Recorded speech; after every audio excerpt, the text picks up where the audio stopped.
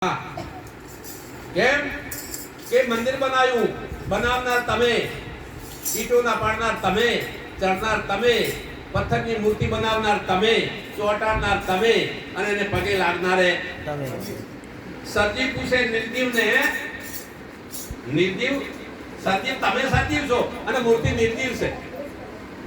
તો પંડિતે એમાં શું કર્યો? મોટો બોર્ડ માર્યું અને પ્રાણ પ્રતિષ્ઠા છે. આજે પ્રાણ પ્રતિષ્ઠા એટલે એ મૂર્તિમાં જીવ પૂરવો. બોલો, એ જીવ એમાં પૂરે તો એના બાપ દાદા હાજા કરી નાખે ને કરી નાખે?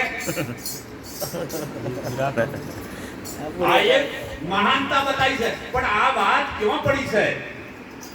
પાખંડી લોકોએ 96 પ્રકારના પાખંડમાં આ જગતને ગેરમાર્ગે દોર્યું છે. મંદિર બનાવ્યું છે, બનાવવાની જરૂર છે, હું પણ એમાં સહી કરું છું. કેમ કે આખો જગત 12 વર્તી છે. ક્યાં છે? 12 વર્તી છે આખો જગત. હવે એને પાછો વળવા માટે એક યુક્તિ છે, એક આસ્થા છે. અહીંયા સત વિચાર આવે છે. ત્યાં જવાથી કાળ બેહી જાય છે. ત્યાં જવાથી પાછું વળાય છે ને પણ સતત પૂર્ણ થતો. પૂર્ણ તો સદગુરુ મળે તો થાય. ગુરુ વિના જ્ઞાન ધ્યાન સબ ફોખે નેમને આચારો.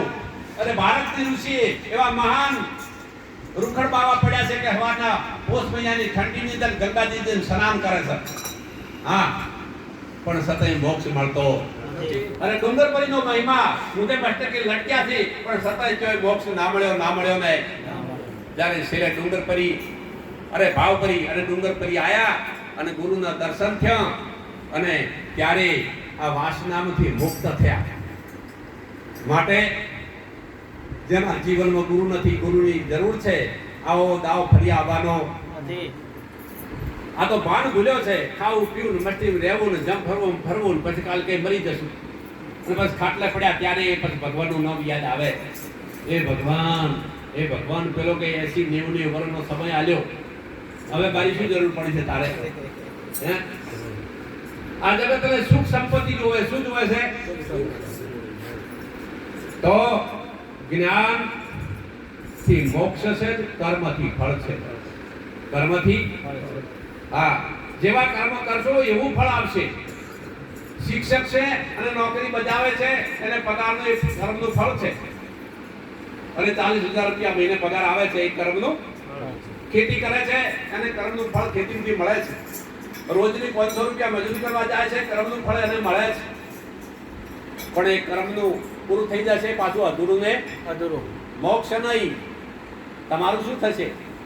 માટે એવો યોગ મેળવી લો, એવા સદગુરુ હરી લો. પણ સદગુરુ સાચા હોરો. નિરોધ એટલે નિરોધ હોવી જોઈએ, પછી ઉપાધિ હોવી જોઈએ નહીં. કોને કેવી નિરોધ? હું આ નિરોધ ને પૂછું છું, બધા મહાપુરુષો ને નિરોધ કેવી કે ને?